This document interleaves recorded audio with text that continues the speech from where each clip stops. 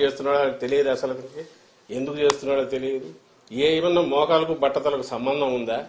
Brazil ఎక్కడో దాంట్లో దేశం ఉందంటే ఎప్పుడో సాయిరెడ్డి ఏదో అక్కడ బ్రెజిల్ ప్రెసిడెంట్ గురించి ఇచ్చేసాడని ఇంటర్నేషనల్ దీంట్లో ఎక్కడైనా గ్యాదరింగ్ లో కలిసి ఉంటారేమో తెలియదు, ఏదో ఉంటే అతను చెప్తాడు. కానీ ఈ రోజు జరిగిన దాంట్లో, ఈ కంటైనర్ లో వచ్చిన దాంట్లో దొరికిన దానికి సంబంధించి ఎవరు దీని వెనక ఎవరెవరు ఉండే అవకాశం ఉంది, ఆ కంపెనీ కాన్షియస్ గా చేసిందా అనేది తేలాల్సి ఉంటే అప్పుడు సహజంగానే కంపెనీ ఎవరిది అనేది చూస్తారు. అది చూస్తే సహజంగా మొత్తం ఎవరు అనేది కనపడుతోంది. దగ్గరి బంధువులు, కుటుంబ సభ్యులు, లేదా వీళ్లతో కలిసి ఎప్పుడు తిరిగినట్టు ఆ ఫోటోలు అన్ని బయటకు వచ్చాయి. ఈ గ్రూప్ తో, ఈవెన్ చంద్రబాబు నాయుడుతో ఉండేవాళ్ళు ఆయనతో ఉన్నారు. ఆ గ్రూప్ కు సంబంధించిన వాళ్ళు ఎవరు రెగ్యులర్ గా కలుస్తారో వాళ్లే ఆ కంపెనీల్లో ఉన్నారు. ఇది సహజంగానే వాళ్ళ మీదకే పడుతుంది. పడడానికి కూడా అవకాశం ఎందుకుంది? అలాంటి ఆలోచనలు చేసే లక్షణం కూడా చంద్రబాబు నాయుడుకు ఉంది కాబట్టి, తప్పుడు దారిలో ఎట్లా అధికారంలోకి రావాలని చూస్తాడు కాబట్టి వాళ్ళ మీదకే వస్తుందనే దాన్ని ప్రియంప్ట్ చేయడానికి ఉల్టా మా మీద దాడి చేస్తున్నారు. లోకేష్ చేసినా, చంద్రబాబు నాయుడు చేసినా అదే ఉద్దేశంతో చేస్తున్నారు. ఆ స్థాయి నిజంగా ఆ స్థాయికి రావాలనుకున్న వాళ్ళు చేయకూడని పని చేస్తున్నారు. వాళ్ళు అంటే వాళ్ళకి ఈ జన్మలో ఈ రాష్ట్రంలో ప్రజల అవకాశం ఇవ్వలేదని తెలిసిన తర్వాత వచ్చే డెస్పరేషన్ లోనే ఇలాంటి కామెంట్స్ చేస్తున్నారని మేము అనుకుంటాం. సార్ అంటే వైసీపీ ఓడిపోతున్నామని అర్థమైంది, అందుకనే ఆఖరి నిమిషంలో ఈ చీకటి మాఫియాలు రెచ్చిపోతున్నప్పుడు లోకేష్ అంటున్నారు. ఏం చెప్పాలి, మేమేమో పాజిటివ్ అజెండాతో పోతున్నాం. జగన్మోహన్ రెడ్డి గారు ఇలాంటి పొద్దుబోని మాటలు కానీ, లేకుంటే ఉబుస్పోక మాటలు కానీ, లేకుంటే ఫ్యాక్ట్స్ చేతిలో లేకుండా నోటికొచ్చిన మాట కానీ ఎప్పుడన్నా చేశారా?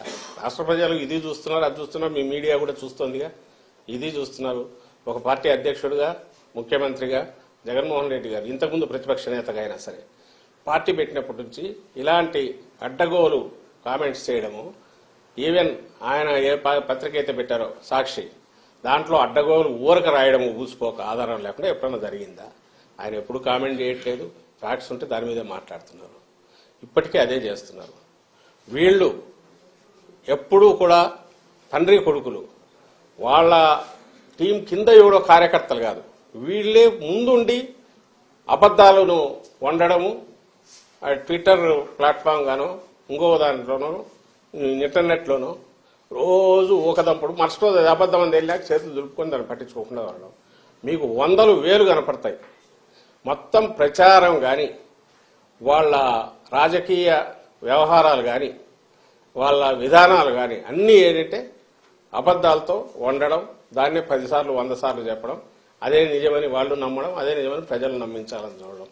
గంజాయి అయినా, ఇసుక అయినా, ఇంకోటైనా వాళ్ళు ఏదన్నా ఈరోజు అంటున్నారంటే ప్రతిదీ కూడా వాళ్ళకు చెప్పుకోవడానికి ఏమీ లేక, మాకు చెప్పుకోవడానికేమో చాలా ఉన్నాయి. అందువల్ల పాజిటివ్ అజెండాతో మేము పోతున్నాం. మీరు ఈ మధ్య సిద్ధం సభలు చూసినా, రేపు జగన్మోహన్ రెడ్డి గారికి జరిగే సభలు చూసినా, మా నాయకుల ప్రచారం చూసినా మేము చేసినవి చెప్తున్నాం. మీరే గమనించండి, ఆలోచించండి. రాజకీయ పార్టీ మేము చేయాలనుకున్నవి, చేసిన పనులు చెప్పాలనా? ఒక థర్డ్ రేటు పల్ప్ బుక్లో వచ్చినట్టు ఫిక్షను దాన్ని పట్టుకొని అవి వాటికి సంబంధించినవో, ఏదో వ్యక్తిత్వ హననం చేసి వాటికి సంబంధించినవో, క్యారెక్టర్ అసాసినేషన్కు పాల్పడి ఇవన్నీ తెచ్చి మీడియా ద్వారా ఉండి ఇదే ప్రజలకు అవసరమైన రాజకీయం అన్నట్టు చేయడం, అది రియల్ రాజకీయమా? అది కాదని రిజెక్ట్ చేశారు. ఇప్పుడే 19లో రిజెక్ట్ చేశారు.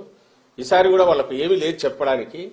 ఈవెన్ వాళ్ళు అనుకుంటున్న హామీలు రిపీటెడ్గా చెప్పడానికి కూడా భయపడుతున్నారు. ఎందుకంటే నువ్వు నిన్న ఏం చేసావని అడుగుతారు.